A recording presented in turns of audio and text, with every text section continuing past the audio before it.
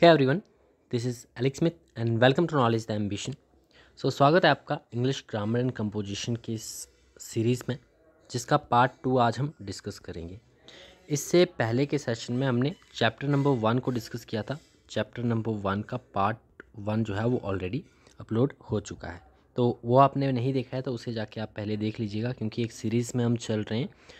अब जैसे ही आपके 3 या 4 पार्ट इसके कंप्लीट होंगे, एक प्लेलिस्ट बना दी जाएगी चैनल के प्लेलिस्ट सेक्शन में, जाके आप सभी वीडियोस एक साथ देख पाओगे। ठीक है, जैसा कि आपके सामने ये टाइटल है, अरिहंत बुक है ये इंग्लिश ग्रामर एंड कंपोजिशन की, इसे हम कंप्लीट करने वाले हैं। यहाँ पर सबसे पहले इंडेक्स देखिए, इसी सीरीज़ में हम इसे कंप्लीट करेंगे।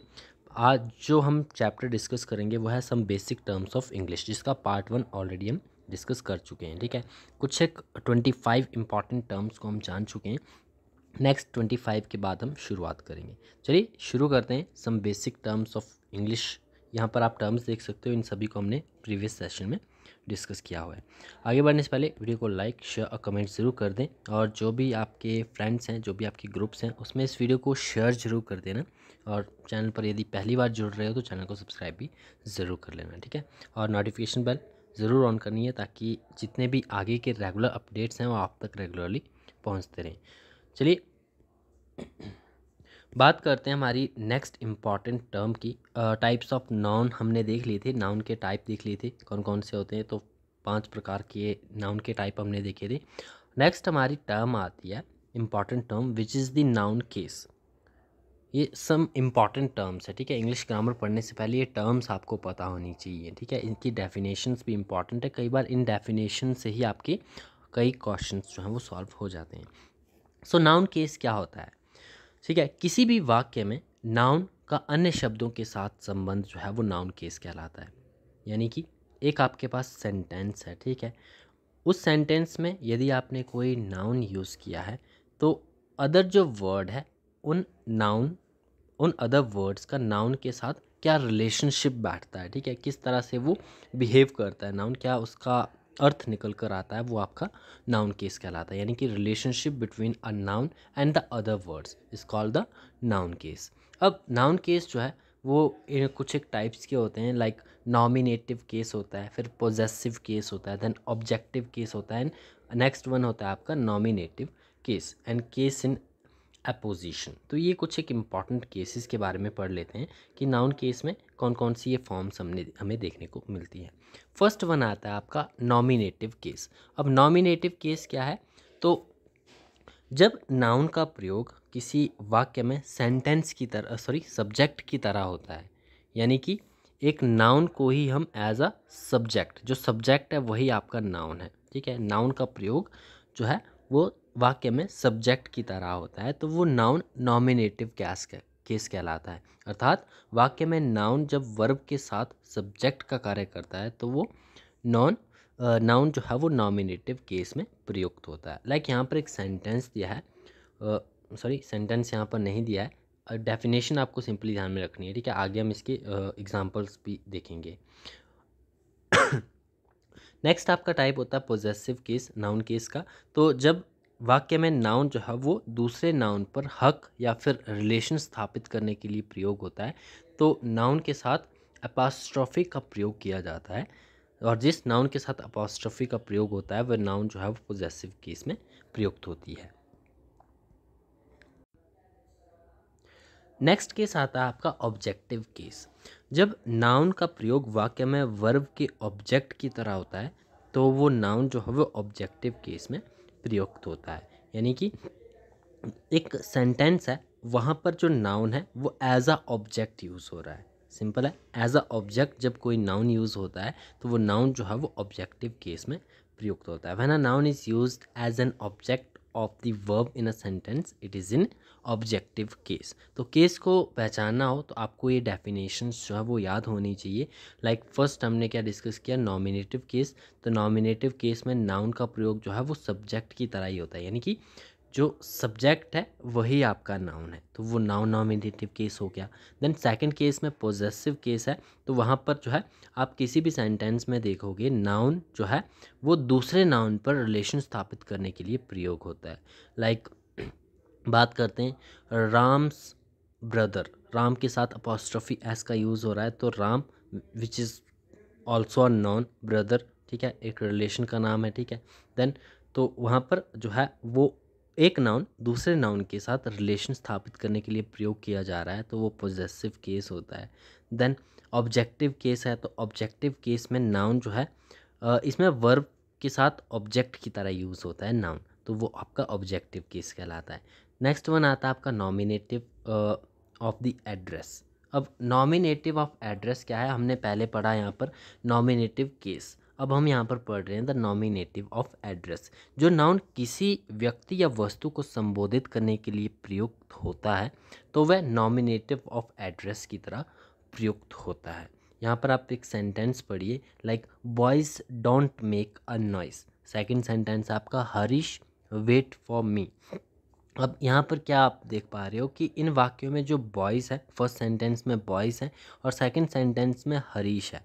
Boys and Harish, boys Harish को संबोधित किया गया है। नाउन के इस प्रकार के प्रयोग को जो है वो नॉमिनेटिव ऑफ एड्रेस कहा जाता है। Boys don't make a noise और हरीश वेट फॉर मी। सो यहाँ पर फर्स्ट सेंटेंस में आप देखोगे जो बॉयज़ है और सेकंड सेंटेंस में हरीश है, ये दो एज अ नाउन यूज़ हुए हैं, ठीक है, एज अ सब्जेक्ट भी यूज़ हुए हैं। बट आप एक केस देखोगे कि यहाँ पर जो है वो एक तरह से इन नाउन्स को संबोधित किया जा रहा है, ठीक है, नाउन किसी व्यक्ति या वस्तु को संबोधित करने के लिए प्रयुक्त हो रहा है। लाइक बॉयज़, बॉयज़ को आप नाउन कंसीडर करोगे, एक जाति का नाम है, ठीक है, पूरे बॉयज़ कैटेगरी को यहाँ पर जो है वो हम इंक्लूड कर सकते हैं। तो boys don't make a noise, यहाँ पर सभी बॉयज़ किसी व्यक्ति के किसी वस्तु या फिर व्यक्ति के नाम को संबोधित किया जा रहा है, ठीक है। तो इस केस में ये नाउन्स जो है, नाउन का जो इस तरह का प्रयोग है उसे नॉमिनेटिव ऑफ एड्रेस कहा जाएगा, ठीक है। अब केस ऑफ अपोजिशन की बात करें, तो case of apposition, if two nouns referring to the same person, दो नाउन है, they referring to a same person और a thing are in opposition, one is placed immediately after other with no conjunction, joining them as her father Naresh Chandra left home 3 months ago। अब यहाँ पर आप क्या देख पा रहे हो, जब दो नाउन्स किसी एक ही व्यक्ति या वस्तु को बताते हैं, यानी कि जो दोनों नाउन हैं एक ही व्यक्ति के बारे में जो है वो स्पष्ट करते हैं कोई बात, तो बाद वाला नाउन जो है वो पहले वाले नाउन का केस इन अपोजिशन कहलाता है। लाइक यहाँ पर आप देखिए हर फादर नरेश चंद्र। अब ये दो नाउन यहाँ पर यूज़ किए गए हैं, लेकिन जो पहला नाउन है, दोनों नाउन जो है वो एक ही व्यक्ति के बारे में बात कर रहे हैं, हर फादर जो कि नरेश चंद्र है। तो यहाँ पर जो सेकंड वाला नाउन है विच इज़ नाम है ये एक नरेश चंद्र, ये पहले नाउन का ही केस ऑफ ऑपोजिशन कहलाएगा, ठीक है। तो इस तरह के सेंटेंसेस में आप केस ऑफ ऑपोजिशन की पहचान कर सकते हो। नेक्स्ट है ऑब्जेक्ट एंड कॉम्प्लीमेंट। अब ऑब्जेक्ट एंड कॉम्प्लीमेंट को यहाँ पर समझते हैं। जब किसी वाक्य में वर्ब के बाद आने वाला नाउन या प्रोनाउन यदि उसी वाक्य में आए अन्य नाउन या प्रोनाउन में कोई समरूपता रखता है, तो वह वर्ब का कॉम्प्लीमेंट कहलाता है। जैसे रमेश प्लेज फुटबॉल, यहाँ पर फुटबॉल ऑब्जेक्ट है क्योंकि इसकी रमेश से कोई समरूपता नहीं है। अब ये कहना क्या चाहता है, देखो, अब एक हमारे पास सेंटेंस है, लाइक सेंटेंस हम यही ले लेते हैं कि रमेश प्लेज फुटबॉल, रमेश जो है वो फुटबॉल खेलता है, ठीक है। अब ये क्या कहना चाहता है कि इस वाक्य में वर्ब के बाद आने वाला नाउन या प्रोनाउन यदि उसी वाक्य में आए, अब वर्ब के बाद आने वाला नाउन या प्रोनाउन विच इज़ यहाँ पर आपका जो है वो फुटबॉल है, देन अन्य नाउन या प्रोनाउन में कोई भी समरूपता रखता है तो वह वर्ब का कॉम्प्लीमेंट कहलाता है, ठीक है। यहाँ पर फुटबॉल जो है वो एज अ ऑब्जेक्ट यूज़ हो रहा है क्योंकि इसकी रमेश से कोई समरूपता नहीं है, ठीक है। देन बात करते हैं यहाँ पर नोट आपको ध्यान में रखना है, नोट एक पढ़ लीजिएगा इसे।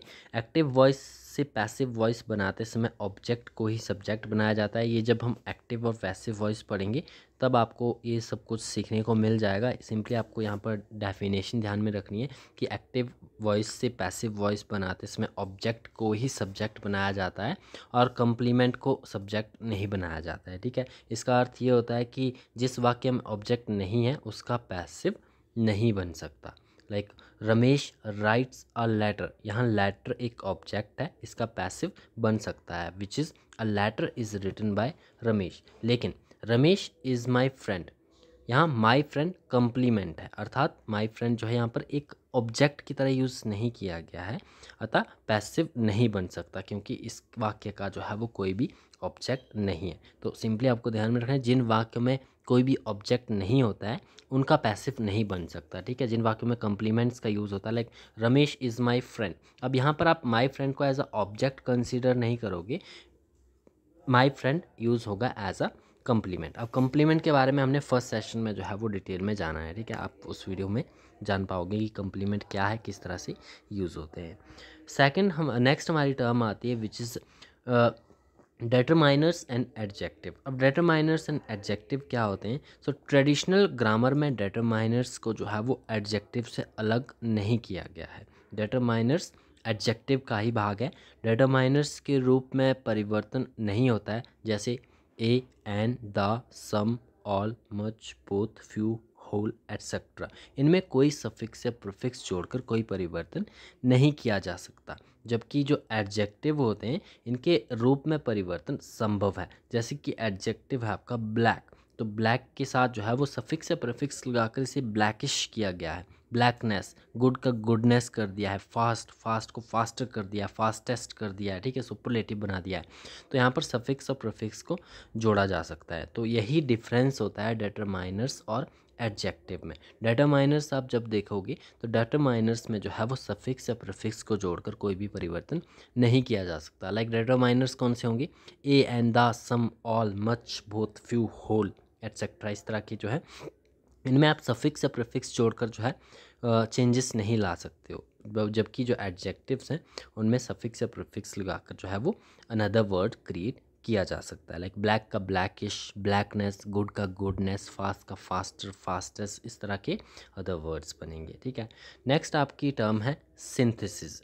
तो सिंथेसिस क्या होती है? एक ऐसी प्रक्रिया होती है जिसके द्वारा बहुत से वाक्यों को जोड़कर एक वाक्य बनाया जाता है, अर्थात दो या दो से अधिक वाक्यों को संयुक्त करके एक सिंपल, कंपाउंड, कम्प्लेक्स या मिक्स सेंटेंस बनाने की प्रक्रिया को ही हम सिंथेसिस ऑफ सेंटेंस कहते हैं। सिंथेसिस वर्ड से ही क्लेरिफाई किया, ठीक है, कि सिंथेसिस की जा रही है यानी कि संयुक्त किया जा रहा है वर्ड्स को, ठीक है।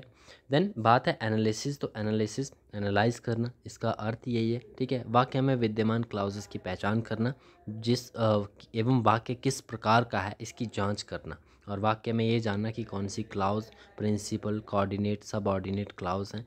फिर ये जानना कि क्या वाक्य सिंपल है, कंपाउंड है, कम्प्लेक्स है या फिर मिक्स है, किस प्रकार का है, तो आपका एनालिसिस कहलाएगा, ठीक है। कंजंक्शन क्या होता है? तो कंजंक्शन होता है एक ऐसा शब्द जो शब्दों या वाक्यों को आपस में जोड़ता है, ठीक है, यानी कि एक सेंटेंस लिंकर की तरह काम करता है।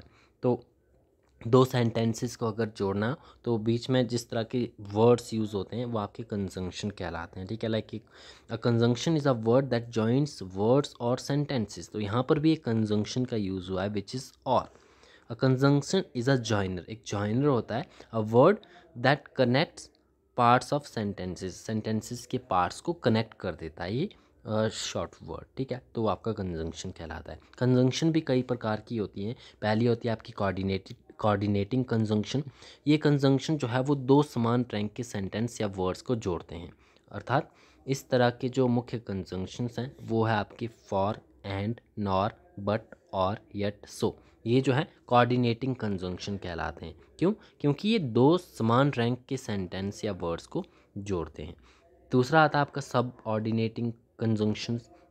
सब ऑर्डिनेटिंग कंजंक्शंस क्या होते हैं? तो ये कंजंक्शंस, इन कंजंक्शंस द्वारा एक सब ऑर्डिनेटेड क्लॉज को अन्य क्लॉज से जोड़ा जाता है। अब सब ऑर्डिनेट क्लॉज का वह क्लॉज है जो अपने पूर्ण अर्थ के लिए अन्य क्लॉज पर निर्भर होता है, ठीक है। अब क्लॉजेस को भी हमने पहले डिस्कस कर लिया हुआ है, ठीक है। अब किसी भी क्लॉज को यदि अपने पूर्ण अर्थ के लिए किसी अदर क्लॉज पर निर्भर होना पड़े तो वो आपका सबऑर्डिनेट क्लॉज कहलाता है, ठीक है।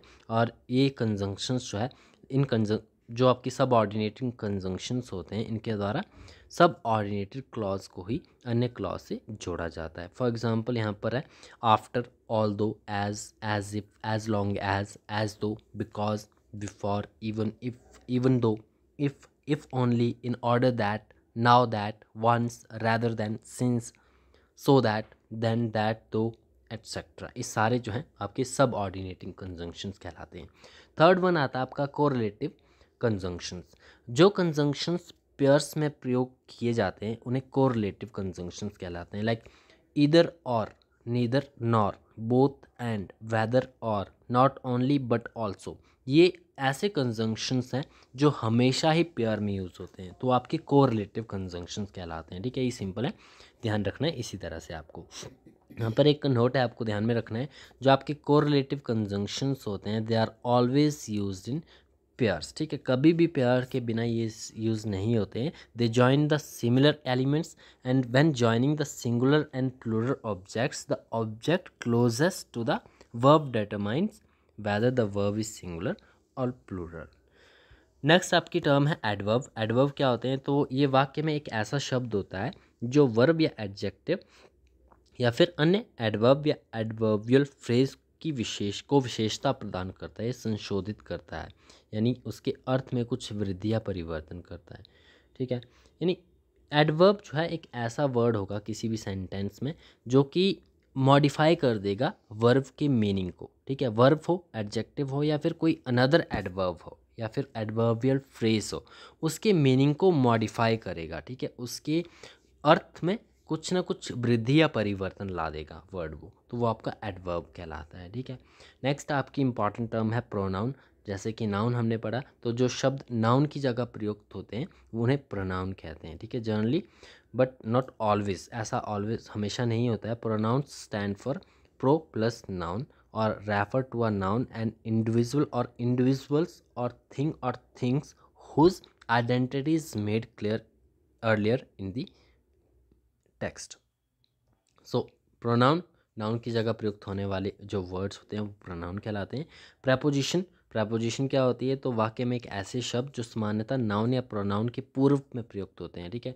नाउन या प्रोनाउन से पहले यूज़ होते हैं ये प्रेपोजिशंस, ठीक है। और एवं ये जो नाउन है प्रोनाउन का संबंध वाक्य में प्रयुक्त अन्य शब्दों से व्यक्त करता है। प्रेपोजिशन क्या है? एक वर्ड है विच प्लेस्ड बिफोर अ नाउन और प्रोनाउन, और जो डिनोट करते हैं relation with the person or a thing referred by it, has with something else. A preposition is followed by a noun, it never followed by a verb। यानी कि एक preposition कभी भी verb के बाद जो है वो यूज़ नहीं होती है, it is always followed by a noun, ठीक है। देन सब्जेक्ट वर्ब एग्रीमेंट क्या होता है? तो सब्जेक्ट वर्ब एग्रीमेंट, ये सभी टर्म्स आपको आगे यूज़ में आएंगी, इसलिए डेफिनेशंस आपको ध्यान से पढ़नी है इनकी, ठीक है। सब्जेक्ट वर्ब एग्रीमेंट क्या होता है? तो एक वाक्य में वर्ब एवं सब्जेक्ट के मध्य एक एग्रीमेंट होता है, ठीक है। अब एक सेंटेंस आप क्रिएट करोगे तो उस सेंटेंस के सब्जेक्ट और वर्ब में जो है उनके बीच में एक एग्रीमेंट होता है, ठीक है, कि किस तरह से वो यूज़ होंगी। जब सब्जेक्ट सिंगुलर होता है तो वर्ब भी सिंगुलर लगेगी, जब वर्ब प्लूरल होगा तो सब्जेक्ट प्लूरल फॉर्म में होगा तो वर्ब भी प्लूरल फॉर्म में ही यूज़ होगी। The verb must agree with its subject in number and persons. Then बात करते हैं अबाउट द वीक वर्ब्स। कुछ एक इंपॉर्टेंट वीक वर्ब्स यहाँ पर दी है। वीक वर्ब्स कौन कौन सी होती हैं? तो verbs which required ED, D और टी, ये तीनों वर्ड आपको ध्यान में रखने हैं, ठीक है। वीक वर्ब की तरह कंसिडर की जाती हैं ये।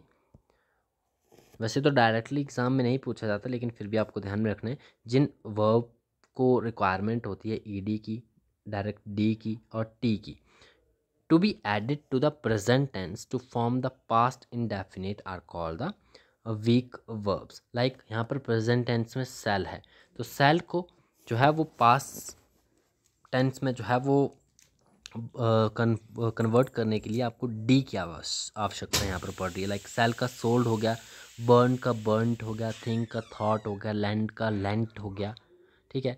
तो यहाँ पर जो these verbs, ये जो verbs हैं, they require ed, t और t to be added to the present tense to form the past indefinite are called the weak verbs. Then strong verbs कौन सी होती है? तो ऐसी verbs that form their past tense by merely changing the vowel in their present form without adding an ending are called strong verbs. Like abide है, तो इसे past indefinite में convert करने के लिए इसके स्ट्रक्चर में कोई चेंज नहीं किया। इनके जो यहाँ पर जो वॉवल्स यूज़ हुए हैं केवल वॉवल में ही यूज़ है, आई की जगह ओ हो गया, ठीक है। लाइक बेयर है तो ई की जगह ओ यूज़ हो गया यहाँ पर, ठीक है। केवल वॉवल्स में ही चेंज करके अपने पास्ट फॉर्म को चेंज हो जा रहे हैं, ठीक है। तो आपकी स्ट्रॉन्ग वर्ब कहलाती है। Nowadays verbs are being classified as the regular or irregular verb. तो रेगुलर वर्ब क्या होती है? तो वह वर्ब जिनके मूल रूप में टी डी या फिर ईडी लगाने पर उनका पास्ट टेंस बनता है उसे हम रेगुलर वर्ब कहते हैं। एंड देन इरेगुलर, तो जिन वर्ब्स की पास्ट फॉर्म वर्ब के मूल रूप में टी ईडी या टी लगाने से नहीं बनती है उन्हें इरेगुलर वर्ब्स भी कहा जाता है। तो दोनों काइंड ऑफ सेम लॉजिक है यहाँ पर, तो दोनों को ही आपको इसी फॉर्म में ध्यान रखना है, ठीक है। नेक्स्ट आपके आते हैं स्टेटिव वर्ब। तो स्टेटिव वर्ब क्या होती हैं? कुछ वर्ब का प्रयोग सामान्य स्थिति में कॉन्टिन्यूस फॉर्म में नहीं किया जाता है, ठीक है। अब कुछ एक ऐसी वर्ब्स होती है जिनका सामान्य स्थिति में कॉन्टिन्यूस फॉर्म में यूज़ नहीं किया जा सकता, लेकिन इनका यूज़ नहीं किया जाता है। इस तरह की वर्ब्स जो है वो स्टेटिव वर्ब्स कहलाती हैं, ठीक है। स्टेटिव का अर्थ होता है फिक्स्ड यानी कि स्थायी। इस तरह की जो वर्ब होती है वो परमानेंट कार्य को बिना प्रयास के स्थायी रूप में होने वाले कार्य को व्यक्त करती हैं। इस तरह की वर्ब का प्रयोग कॉन्टिन्यूस फॉर्म में नहीं किया जाता। इन वर्ब्स को नॉन कंक्लूसिव वर्ब भी कहते हैं, ठीक है। Like see, hear, smell, taste, feel, look, know, have, understand etcetera, ये सभी जो हैं वो स्टेटिव वर्ब कहलाती हैं। नेक्स्ट आती है आपकी डायनामिक वर्ब। तो डायनामिक का अर्थ होता है क्रियाशील, गतिशील, या फिर ये स्टेटिव का विपरार्थक शब्द भी है, ठीक है। जो स्टेटिव वर्ब्स होती है उसी का आप ऑपोजिट ले लीजिए तो वो आपकी डायनामिक कहलाएंगी, ठीक है। डायनामिक का अर्थ यही होता है क्रियाशील, गतिशील, यानी कि स्टैटिक वर्ब्स का प्रयोग जो है वो सामान्य स्थिति में कॉन्टिन्यूस फॉर्म में। कॉन्टिन्यूस का अर्थ यही है कि जब कोई क्रिया हो रही है, ठीक है, कोई गतिशील अवस्था में कोई थिंग या पर्सन है, कॉन्टिन्यूस का अर्थ ही वही होता है। तो स्टेटिव का ऑपोजिट डायनामिक होगा, ठीक है। जब कोई वर्ब टेम्परेरी, मोमेंट्री या फिर डायनामिक कार्य हेतु प्रयुक्त होती है तो वो डायनामिक वर्ब कहलाती है। Like he is swimming, he is going, Ram is coming, तो ये सभी जो है आपकी डायनेमिक वर्ब होगी। देन इक्वेटिव वर्ब होती है। तो इक्वेटिव वर्ब यानी कि वो वर्ब जो किसी कार्य से प्रारंभ होने को, वह ऐसी वर्ब्स जो किसी कार्य से प्रारंभ होने को व्यक्त करती हैं इक्वेटिव वर्ब कहलाती हैं। Like the term equative verb is used for a verb that denotes the beginning, development और final stage of a change of condition. Then आती है आपकी ट्रांजिटिव वर्ब। तो ट्रांजिटिव वर्ब यानी कि सकर्मक क्रियाएं इसे हम कहते हैं, ठीक है। ऐसी वर्ब्स जिनके साथ ऑब्जेक्ट प्रयुक्त हो ट्रांजिटिव वर्ब कहलाती हैं। ट्रांजिटिव का अर्थ ये होता है पासिंग ओवर, अर्थात जिन वर्ब्स में एक्शन कार्य तक की कर्ता तक ही सीमित नहीं रहकर ऑब्जेक्ट पर पास ओवर होता है।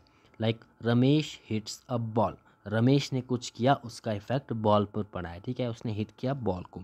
तो जो वर्ब है उसका एक्शन सब्जेक्ट तक ही सीमित नहीं रहकर बॉल तक यानी कि ऑब्जेक्ट तक पास ओवर हुआ है। तो वो आपकी इस तरह की जो वर्ब्स होती हैं वो आपकी ट्रांजिटिव वर्ब्स कहलाती हैं। यहाँ पर हिट्स एक ट्रांजिटिव वर्ब की तरह प्रयुक्त हुआ है जिनमें एक्शन यानी कि जो एक्शन हुआ है, हिट किया है उसने, वो सब्जेक्ट तक ही सीमित नहीं रहा बल्कि ऑब्जेक्ट यानी कि बॉल तक पास ओवर हुआ है। तो वो ये इस तरह से अगर आप किसी भी सेंटेंस में यूज़ करोगे वर्ब को तो वो आपकी ट्रांजिटिव वर्ब की तरह यूज़ होंगी, ठीक है। नेक्स्ट आती है आपकी इंट्रांसिटिव वर्ब। तो इंट्रांसिटिव इसका ऑपोजिट आप ले सकते हो। इसमें जो एक्शन है वो ऑब्जेक्ट कर्ता तक ही सीमित रहता है, ऑब्जेक्ट पर पास ओवर नहीं होता है, ठीक है, जो भी एक्शन है, ठीक है। Like he स्लीप्स in the bed और शाम स्पीक्स लाउडली। इन वाक्यों में जो वर्ब्स हैं स्लीप्स और स्पीक्स ये इंट्रांसिटिव वर्ब हैं, क्योंकि ये जो एक्शंस हैं वो सब्जेक्ट तक ही सीमित रह गया, ठीक है, किसी ऑब्जेक्ट पर पास ओवर नहीं है। ही स्लीप्स इन दी बेड, अब ही जो सब्जेक्ट है वो सो रहा है, तो उसी तक जो है इसका इफेक्ट रहा, यहाँ पर बेड पर इसका कोई असर नहीं होगा, ठीक है, बेड नहीं सोएगा। Then Shyam speaks loudly, loudly जो है आपका जो शाम ने बोला है, ठीक है, ज़ोर से बोला है, तो इसका इफ़ेक्ट जो है वो शाम तक ही सीमित रह गया, ठीक है, ऑब्जेक्ट पर इसका कोई असर नहीं पड़ा है। तो इस तरह की जो वर्ब्स होती है वो इंट्रांसिटिव वर्ब कहलाती है। नेक्स्ट आती है आपकी ऑक्सिलरी वर्ब। तो ये ऐसी हेल्पिंग वर्ब्स भी होती हैं, इन्हें सहायक क्रियाएं भी कहा जाता है। ऑक्सिलरी वर्ब को हेल्पिंग वर्ब भी हम कहते हैं। ये आपकी इस तरह से यूज़ होती है, आपने अगर थोड़े से भी टेंसेस पढ़े होंगे तो वहाँ पर do, does, did, is, am, are, was, were, have, has, had, इनका यूज़ होता है टेंसेस की फॉर्मेशंस में। तो ये आपकी हेल्पिंग वर्ब्स कहलाती हैं, इन्हें हम ऑक्सिलरी वर्ब्स भी कहते हैं। ये प्राइमरी ऑक्सिलरी वर्ब्स हैं, और इसके अलावा जो will, shall, may, can, could, should, would, might, must, ought, dare, need, use to, modal verbs कहलाती हैं। तो ऑक्सिलरी वर्ब में भी आपको थोड़ा सा डिफरेंस ध्यान में रखना है, प्राइमरी ऑक्सिलरी वर्ब्स और मॉडल वर्ब्स में, ठीक है। नेक्स्ट आपकी इंपॉर्टेंट टर्म है लिंकिंग वर्ब्स और नोशनल वर्ब्स। तो लिंकिंग वर्ब्स और नोशनल वर्ब्स क्या होती है? जब हेल्पिंग वर्ब्स किसी वाक्य में मुख्य वर्ब को सपोर्ट नहीं करती है बल्कि मुख्य वर्ब की तरह प्रयुक्त होती है, तो उस स्थिति में लिंकिंग वर्ब्स जो है वो आपकी नोशनल वर्ब इन्हें कहा जाता है। जो वर्ब्स हैं like I have a book and a pencil और she is a beautiful girl, इन वाक्यों में जो हैव है, ठीक है, और इज़ है, वो लिंकिंग वर्ब है एक तरह से, ठीक है। नेक्स्ट आती है आपकी मॉडल्स। मॉडल्स क्या होते हैं? तो ये सभी ऑक्सिलरी वर्ब्स होते हैं। मॉडल्स भी एक तरह से हेल्पिंग वर्ब्स ही होते हैं। ये वर्ब्स के मोड यानी कि भाव व अवस्था को व्यक्त करते हैं, और मोड या फिर मोड्स की बात करते हैं, ठीक है। चूँकि वर्ब्स के भाव और क्रियाविधि को व्यक्त करते हैं, इसीलिए इन्हें मॉडल्स कहा जाता है। फिनाइट वर्ब, फिनाइट वर्ब क्या है? तो जिन वर्ब में सब्जेक्ट के नंबर, पर्सन एवं टेंस के अनुसार परिवर्तन होता है, तो वो आपकी फिनाइट वर्ब कहलाती है। अब देखो, जो वर्ब्स हैं, ठीक है, अब किसी भी सेंटेंस में वर्ब का यूज़ होता ही है, ठीक है। अब वर्ब में सब्जेक्ट के नंबर, पर्सन या फिर टेंस के अनुसार परिवर्तन होता है, यानी कि सब्जेक्ट किस तरह का है, सिंगुलर है, प्लूरल है, किस फॉर्म में है, प्रेजेंट में है, पास्ट में है, फ्यूचर में है, इसके अकॉर्डिंग वर्ब्स में यूज़ डिफरेंट होता है, ठीक है। वर्ब में चेंजेस आते हैं, उसी के अकॉर्डिंग वर्ब का यूज़ होता है। तो ये चेंजेस अगर होता है तो वो आपकी फिनाइट वर्ब कहलाती है। नॉन फिनाइट्स वर्ब क्या होती है? तो ऐसी वर्ब्स जिन पर वाक्य के टेंस, सब्जेक्ट के पर्सन, नंबर का कोई प्रभाव नहीं पड़ता है, वो आपकी नॉन फिनाइट्स वर्ब कहलाती है। इसके अलावा नेक्स्ट आती है आपकी इन्फिनेटिव वर्ब। तो इन्फिनेटिव वर्ब्स वर्ब्स नहीं है, इन्फिनेटिव टर्म है, ये आपको समझनी है। इन्फिनेटिव क्या होता है? इन्हें सामान्यतः टू वर्ब के रूप में जाना या पहचाना जाता है, like to play, to go, to walk etcetera, लेकिन कभी कभी टू नहीं भी आता है, तो इस प्रकार की इन्फिनेटिव को बेयर इन्फिनेटिव कहा जाता है। Like I saw him go, I bed him go, तो यहाँ पर टू का यूज़ नहीं हुआ है, यहाँ पर गो जो है एक बेयर इन्फिनेटिव की तरह यूज़ हुआ है, ठीक है। नेक्स्ट आता है आपका स्प्लिट इन्फिनेटिव्स। तो स्प्लिट इन्फिनेटिव क्या होते हैं? तो इन्फिनेटिव के बीच में कोई भी एडवर्ब या फिर शब्द लिखना, जैसे कि आपका ट्रेडिशनल ग्रामर में गलत माना जाता है, लेकिन आजकल बहुत से लेखक जो है वो स्प्लिट ऑफ इन्फिनेटिव को सही मानने लगे। स्प्लिट ऑफ इन्फिनेटिव को अवॉइड करना चाहिए। As per the modern grammarians, one adverb may be inserted between the infinitive. Next आपकी टर्म है जेरुंड, ठीक है, गेरुंड भी इसे कहा जाता है। वर्ब की एक ऐसी फॉर्म होती है जो वर्ब में आईएनजी लगाने से बनती है, तो नाउन का ये कार्य करती है, और जेरुंड को वर्बल नाउन भी कहते हैं, ठीक है। Gerund is such a form of verb that ends in I N G and has a force of a noun and a verb. अब किसी भी वर्ब में आईएनजी लगा तो आप जेरुंड से कह सकते हो, ठीक है। It is used as a verbal noun. Next आता है आपका पार्टिसिपल। पार्टिसिपल क्या होती है, तो वर्ब का एक ऐसा रूप होता है जिसमें वर्ब के साथ एडजेक्टिव के गुण पाए जाते हैं। पार्टिसिपल को इसलिए वर्बल एडजेक्टिव भी कहा जाता है। नेक्स्ट टर्म है आपकी अनअटैच्ड और डैंगलिंग पार्टिसिपल। पार्टिसिपल हमने देख लिया, तो वर्ब का ऐसा रूप जिसमें वर्ब के साथ एडजेक्टिव के भी गुण पाए जाते हो, ठीक है। अब है तो वर्ब बट उसमें एडजेक्टिव के भी गुण पाए गए हैं, ठीक है, तो वो पार्टिसिपल कहलाता है, ठीक है, और इसे हम वर्बल एडजेक्टिव भी कहते हैं। अब इसके अलावा अनअटैच्ड और डैंगलिंग पार्टिसिपल क्या होता है, तो पार्टिसिपल वाक्य में एडजेक्टिव का कार्य करते हैं। पार्टिसिपल्स जो होते हैं वो वाक्य में किसी भी सेंटेंस में एज अ एडजेक्टिव यूज़ होते हैं, ठीक है, एडजेक्टिव का काम करते हैं। और ये पार्टिसिपल के साथ एक नाउन या फिर प्रोनाउन का संबंध होना आवश्यक होता है, ठीक है। यदि पार्टिसिपल के साथ कोई नाउन या प्रोनाउन संबंधित नहीं है तो वो पार्टिसिपल आपका अनअटैच्ड और डैंगलिंग पार्टिसिपल कहलाता है। जैसे कि यहाँ पर एग्जांपल दिया है, being a cold morning I don't go to office, और सेकंड एग्जांपल है being a rainy day the school remained close. अब इन दोनों वाक्यों में जो पार्टिसिपल है विच इज़ बीइंग, वो अनअटैच्ड पार्टिसिपल है। क्यों? क्योंकि पार्टिसिपल में देखो इन सेंटेंसेस में एडजेक्टिव का कार्य करते हैं पार्टिसिपल्स, लेकिन पार्टिसिपल के साथ नाउन या प्रोनाउन का संबंध होना आवश्यक है। यहाँ पर इसका संबंध जो है वो ना नाउन के साथ है ना प्रोनाउन के साथ है, तो यहाँ पर जो है ये एज अ अनअटैच्ड पार्टिसिपल की तरह यूज़ हो रहा है। यहाँ पर बीइंग के साथ कोई भी नाउन या प्रोनाउन लगाना आवश्यक नहीं है। अतः इन वाक्यों को इस प्रकार से लिखा जाएगा, it being a cold morning I didn't go to office, और the morning being cold I didn't go to office. तो यहाँ पर बीइंग के साथ जो है पार्टिसिपल होना आवश्यक नहीं है, ठीक है।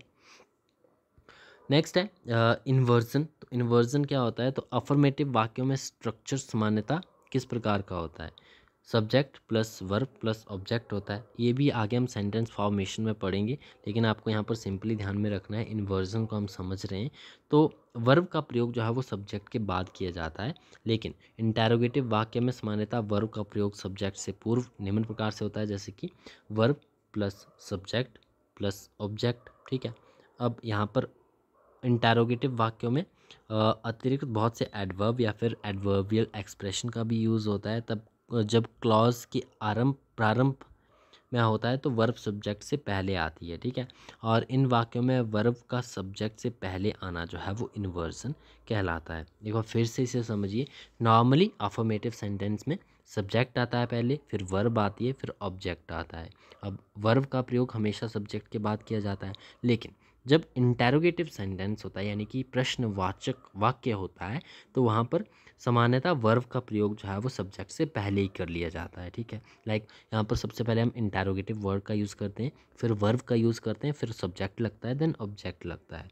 अब इंटेरोगेटिव वाक्यों के अतिरिक्त बहुत से एडवर्ब या फिर एडवर्बियल एक्सप्रेशन का प्रयोग जब क्लॉज के प्रारंभ में होता है, ठीक है, तो वर्ब सब्जेक्ट से पहले आ जाती है, और इन वाक्यों में वर्ब का सब्जेक्ट से पहले आना ही इन्वर्जन कहलाता है, ठीक है।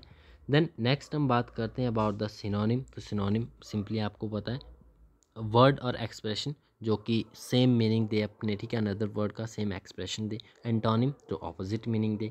देन हेट्रोनिम भी होता है, तो हेट्रोनिम एक ऐसा वर्ड होता है that has the same spelling as another word but with a different pronunciation and meaning. These words are sometimes also called the homographs. ये इंपॉर्टेंट टर्म्स है, ठीक है, इसके बारे में आपने पहले अगर सुना है तो वेल, अदरवाइज याद रखिएगा, ठीक है। हेट्रोनिम ऐसा वर्ड्स होता है जिसकी स्पेलिंग जिनकी स्पेलिंग्स तो सेम होती है, अनदर वर्ड की स्पेलिंग सेम होगी, बट दोनों की जो प्रोनाउंसिएशन है वो डिफरेंट होगी और मीनिंग भी डिफरेंट होंगी, ठीक है। इन्हें होमोग्राफ भी कहते हैं।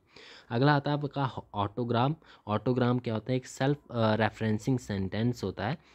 A self-referencing sentence is a sentence that describes itself. For example, this sentence has 5 words. An autogram is a self-reflecting sentence that describes its latter content. तो इसे हम ऑटोग्राम कहेंगे, इस जो सेंटेंस फॉर्म हुआ है इसे ऑटोग्राम कहेंगे। देन कॉन्ट्रोनम होता है, तो कॉन्ट्रोनम क्या होता है, the word contronym which is also the synonym antonym is used to refer a word that by some freak of language evaluation are their own antonym, but contronym and antagonym are relatively recent neologisms. However, there is no alternative term that is more established in the English language as fast, quick, up moving. Fast की जगह हम use कर सकते हैं quick और up moving. Fix की जगह restore और द कैस्ट्रेट यूज़ कर सकते हैं. तो ये एंट्रोनिम की तरह यूज़ होते हैं. ठीक है. नेक्स्ट आती टर्म आपकी विच इज़ दी मेलाप्रोपिज्म. मेलाप्रोपिज्म क्या होता है? तो it is the use of an incorrect word in place of a similarity sounding correct word, as parents try to install these virtues in their children. अब यहाँ पर मेलाप्रोपिज्म का यूज़ हुआ है. ठीक है. इट इज़ मेलाप्रोपिज्म होता क्या है? It is a use of an incorrect word in place of a similarly sounding correct word. As यहाँ पर इंस्टॉल वर्ड है वो इनकरेक्ट यूज़ किया है. ठीक है. The parents try to install these virtues in their children, and he became affluent in French, Italian, Latin और Greek. Next आता है आपका the palindrome. Palindrome क्या होता है? It is a word or sentence that reads the same forward as it does backward. यानी कि forward backward जैसे भी आप पढ़ोगे वो आपका सेम ही रीड होगा. The words the words A and I are perhaps the simplest and least interesting palindromes. A word Rikaker or the name Hana are more interesting और इलस्ट्रेटिव. तो इस तरह के एग्जाम्पल आप देख सकते हो इसमें. ठीक है. ये एग्जाम्पल्स दिए हैं लाइक वर्ड अगर सिंगल लेटर की बात करोगे तो ए आई. अब पूरे वर्ड है आपके लाइक नेम हना. तो बैकवर्ड फॉरवर्ड दोनों तरह से सेम ही ये आपके रीड आउट होंगे. तो आपके पैलिंड्रोम कहलाते हैं. नेक्स्ट आता है आपका पैलिंग्राम. तो it is a sentence in which the letters or syllable or words read the same backward as they do forward. Like the sentence है आपका ही वॉज ही. तो इसे आप फॉरवर्ड बैकवर्ड सेम ही पढ़ोगे. ठीक है. तो आपका पैलिंग्राम कहलाएंगे ये. देन आपका आता है आपका पैनग्राम. पैनग्राम क्या होता है? ऐसे sentence that contains all letters of the alphabet less frequently. Such sentences are called the holoalphabetic sentences. As sentence क्या है? The quick brown fox jumps over a little lazy dog. अब इस सेंटेंस में it contains the all letters of the alphabet A to Z सारे. इसे आप typing में भी यूज़ करते हैं. ठीक है. क्योंकि इस एक ही सेंटेंस में इंग्लिश के टोटल के सभी अल्फ़ाबेट सभी कॉन्सोनेंट्स प्लस जो वॉवल्स हैं सभी यूज़ हो गए हैं. ठीक है. In this sentence, there are all 26 English alphabet. The quick brown fox jumps over a little lazy dog. तो आपके पैनग्राम कहलाएंगे. ठीक है. Then eponym. Eponym क्या होता है? It is someone or something whose name is or is thought to be the source of something's name, such as city, country, era, or product. Like Xerox. Xerox is a brand of photocopy machine. That word too has been since adopted to refer to any brand of photocopy machine, or moreover also employed as a verb to describe the act of photocopying. तो ये most common example है eponym का. ठीक है. Xerox. तो xerox एक brand है. ठीक है. फोटोकॉपी मशीन का नाम है. यहाँ पर आप जेरोक्स देखिए तो फोटोकॉपिंग का जो एक्ट है उसे भी हम जेरोक्स कहते हैं. देन एडजेक्टन. एडजेक्ट क्या होता है? एडजेक्ट क्या होता है? It is a word or group of words which indicate a circumstances of an action event or situation. Then contraction. ये कुछ एक सिंपल वर्ड है. आप सिंपली आप इसे रीड आउट करोगे तो आपको समझ में आ जाएंगे. कॉन्ट्रैक्शन क्या होता है? तो कॉन्ट्रैक्शन मतलब शॉर्टन करना. ठीक है. Shorten form of words. ठीक है. कॉन्ट्रैक्ट कर देना तो आपका कॉन्ट्रैक्शन कहलाएगा. लाइक इट इज़ को हमने यूज़ कर लिया एज इट्स. कैन नॉट को हमने शॉर्ट फॉर्म में यूज़ कर लिया कांट. तो ये कॉन्ट्रैक्शन कहलाता है. देन पॉजिटिव डिग्री क्या होती है? Positive degree of an adjective is the adjective is in general form. तो ये डिनोट करता है more existence of some quality. Comparative degree की बात करें तो ये डिनोट करता है the higher degree of quality than the positive. इन सबको हम आगे भी डिस्कस करेंगे, ठीक है, जब भी हम कंप्लीट सेशन लेंगे टेंसेस का, पैसिव वॉइसेस का, ठीक है, प्रॉपर जो पार्ट ऑफ स्पीच है उन्हें हम डिस्कस करेंगे, तो इन्हें डिटेल में भी जानेंगे, ठीक है। सुपरलेटिव डिग्री आपको पता है, ठीक है, यहाँ पर आप देखिए गुड, बेटर, बेस्ट। सुपरलेटिव कौन सी होगी? बेस्ट। सुपरलेटिव मेनली आपको सिंपली ध्यान में रखना है, EST ST लगा होगा तो आपकी सुपरलेटिव डिग्री में ही यूज़ होंगे, ठीक है। कंपैरेटिव यानी कि better, stronger, taller. Positive degree तो आपकी सिंपल आती है, ठीक है, लाइक क्वालिटी बता रहे हैं किसी चीज़ की, लाइक गुड, स्ट्रॉन्ग, टॉल, तो आपकी पॉजिटिव डिग्री होगी। इसे कंपैरेटिव में कैसे यूज़ करोगे? तो गुड का बेटर हो जाएगा, सुपरलेटिव में बेस्ट हो जाएगा। देन मूड की बात करें तो यहाँ पर मूड के भी कुछ एक एग्जाम्पल दिए हैं। सो मूड क्या है? तो मूड आप सिंपल जर्नल टर्म में इसे समझ सकते हो, जैसा कि एक ह्यूमन बीइंग का मूड रहता है उसी तरह से इसे आप समझ सकते हो, ठीक है। इट इज़ अ मोड और manner in which the action denoted by a verb is presented. यानी कि आप अपने मूड के अकॉर्डिंग किस तरह का एक्शन कर रहे हो, ठीक है, डिनोट किस तरह से हो रहा है। लाइक यहाँ पर आप देख सकते हो कुछ एक सेंटेंस से इसे समझते हैं, ठीक है। लाइक इंडिकेटिव मोड के सेंटेंस लेते हैं, he goes to college daily. ये सिंपल एक स्टेटमेंट है, ठीक है। यहाँ पर क्या मोड आपका कोई जर्नल, ना ही कुछ कमांड यहाँ पर शो हो रही है, ठीक है, ना ही ऑपोजिशन, सिंपल एक स्टेटमेंट की तरह यूज़ हो रहा है, he goes to college daily. तो एक इंडिकेटिव मोड का एग्जांपल है, ठीक है। इंडिकेटिव मोड क्या होगा? A verb which make a statement, simple एक स्टेटमेंट होगी, आस्क अ क्वेश्चन, और एक्सप्रेस होगा a supposition which is assumed as a fact in an indicative mode. उसी तरह अगर आप बात करोगे इम्परेटिव मोड की, तो यहाँ पर एक वर्ब होगी which expresses a command, a exhaustion और इंट्रिटी और a prayer is in imperative mode. Like open the door, तो एक कमांड का मोड यहाँ पर यूज़ हो रहा है, ठीक है। वेट हेयर कमांड है, take care of your health exhortation है। एंड देन बात करें आपके सबजंक्टिव मोड की, तो सब्जेक्टिव मोड भी यहाँ पर दो टाइप के हैं, प्रेजेंट है, पास्ट है। सब्जेक्टिव मोड में जो प्रेजेंट की अगर हम बात करें तो वेयर अ विश और a hope is express by a verb, और पास्ट की बात करें तो पास्ट में it is used after the verb wish to denote a unreal situation और a situation contrary to fact. So यहाँ पर हमारा चैप्टर नंबर 1 जो है वो कंप्लीट होता है, ठीक है। पार्ट 2 आई होप मैक्सिमम से मैक्सिमम टर्म्स आपको समझ में आई होंगी। ज़्यादा कुछ खास इम्पॉर्टेंट नहीं थी, बट फिर भी हमने इसे डिटेल में देख लिया क्योंकि पता आपको होना ज़रूरी है, ठीक है। जो भी टर्म्स आपको समझ में नहीं आई होंगी एक बार कमेंट बॉक्स में आप बता दीजिएगा, क्योंकि वहाँ पर भी मैं आपको एक्सप्लेन कर दूँगा अच्छे से एक बार अगेन।